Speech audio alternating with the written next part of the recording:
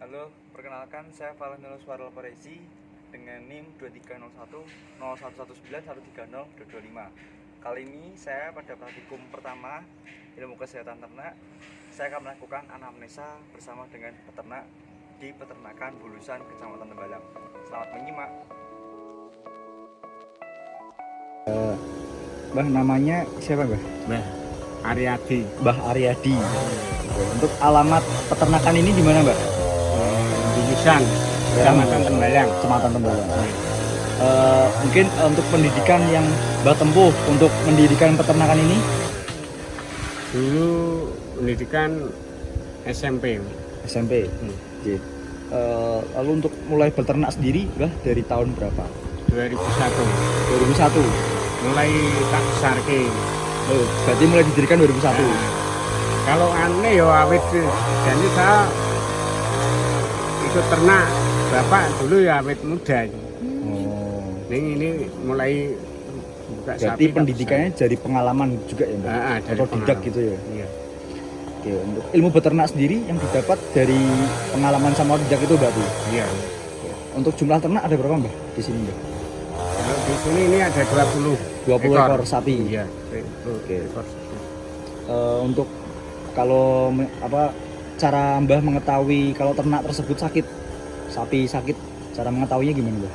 Kalau sakit biasanya kalau nggak mau makan, terus demam itu biasanya saya tahu nih kupingnya dingin, malas, tidurnya gersah itu loh.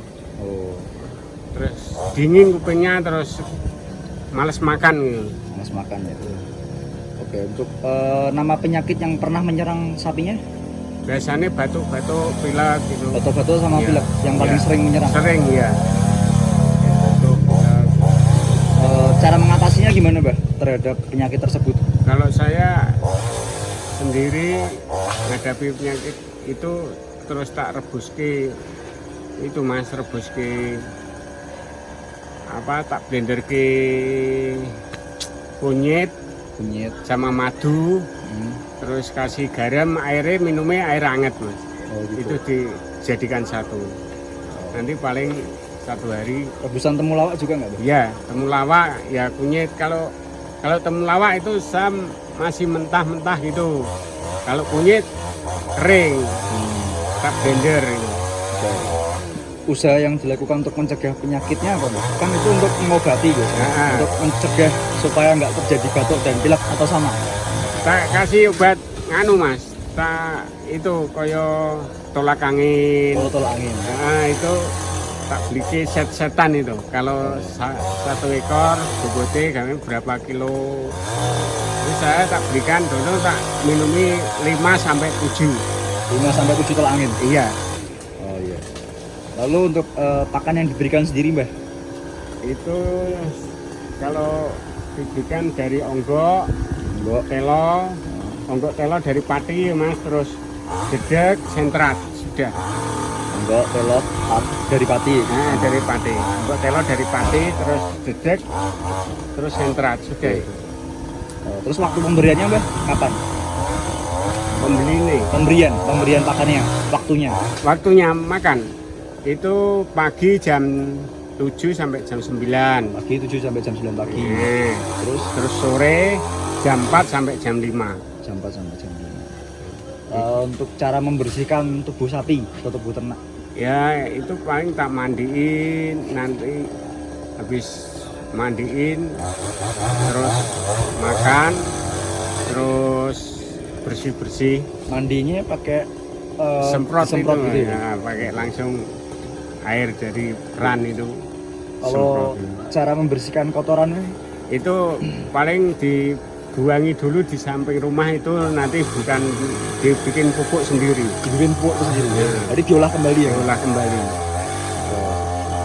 Untuk membuang kotoran yang menumpuk, Mbah, kan kotoran juga ada yang menumpuk gitu. Cara membuangnya gimana? Pakai skop itu tuh mas, pakai skop, pakai air, nanti dijadikan satu, dikeringkan. Nah keringin, nanti kering langsung ya, ada yang jual, ada yang beli sendiri. Oh gitu ya. Makasih ya Mbah. Ya. Selanjutnya saya akan menjelaskan hasil dari pengamatan kondisi lingkungan dan kandang ternak. Yang pertama, jarak kandang dengan rumah 50 hingga 100 meter. Lalu lingkungannya kurang mendukung karena terlalu dekat dengan pemukiman dan kegiatan pembangunan. Lalu untuk ternak sendiri ada yang lain, contohnya seperti ayam dan kambing. Lalu untuk sumber air sendiri terdapat sendang yang berjarak 20 hingga 50 meter dari kandang. Untuk kondisi saluran pembuangan feses sendiri tidak ada karena proses pembuangan feses dikeruk dan dikumpulkan di belakang kandang. Lalu untuk tanaman di sekitar kandang sendiri ada pohon pisang, pohon mangga, dan beberapa pohon tebu. Suhu udara dan tiupan angin di sini, yang pertama suhu udara cukup tinggi yaitu 29 hingga 31 derajat Celcius, dan tiupan angin sendiri juga kurang karena sistem kandang yang semi tertutup, yang dimana kandang dikelilingi oleh pembatas berupa seng yang agak tinggi serta mudah menyerap materi dan menutupi angin masuk ke dalam kandang.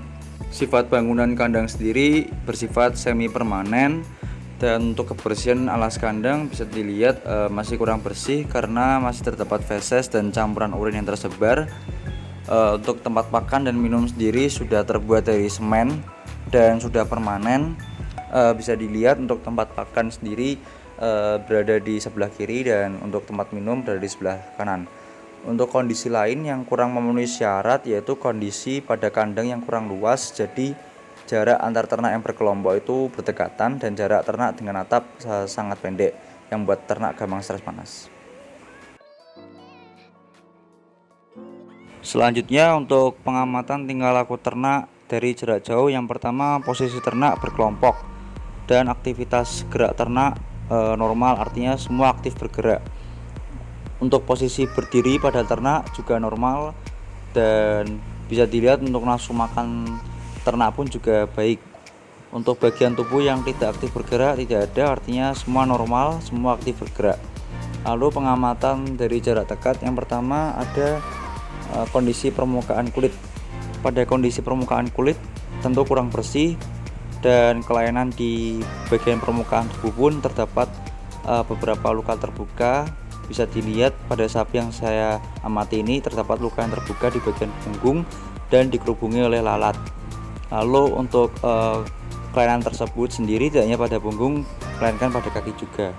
Hal lainnya seperti kondisi lubang pada tubuh, anus, hidung, mata, telinga bersih dan normal. Untuk moncong hidung sendiri terlihat bahwa moncong hidung pada sapi yang saya amati ini moncong hidungnya basah. Hal itu menunjukkan sapi tersebut sehat atau normal. Berbeda dengan moncong hidung yang kering, artinya sapi tersebut sedang tidak sehat. Selanjutnya ada pemeriksaan kelainan tubuh. Bagian dinding perut sebelah kiri normal, bagian dinding perut sebelah kanan pun juga normal, tidak terdapat abses maupun tumor, dan turgor kulit pun juga normal. Kelainan pada tubuh ternak yang saya amati ini hanya terdapat luka terbuka di bagian punggung dan kaki saja. Untuk frekuensi ruminasi juga normal, dan warna pupil mata pun juga berwarna hitam, bersinar hitam normal dan tidak pucat. Berikut kegiatan pengukuran suhu tubuh ternak menggunakan termometer yang dimasukkan ke dalam rektum.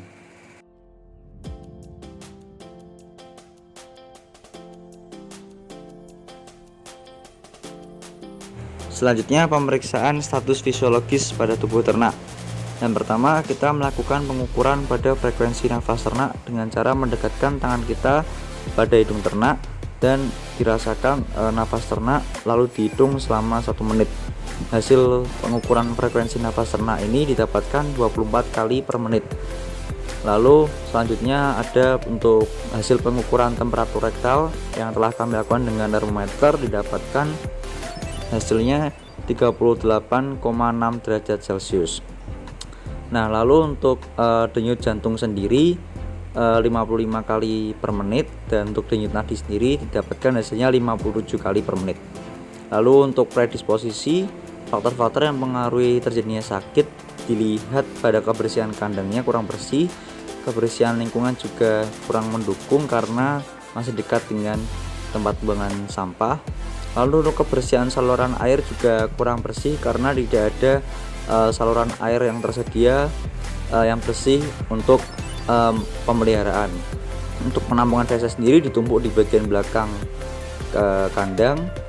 Lalu untuk tempat makan dan minum sudah cukup baik menggunakan tempat makan dan minum yang permanen yang terbuat dari semen.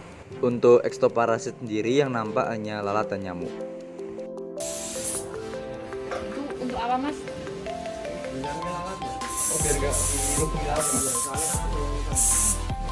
Ada apa mas? Iya kamu kok. Merebus singkong guys. Ini tombol singkong. Brand karena juga sih.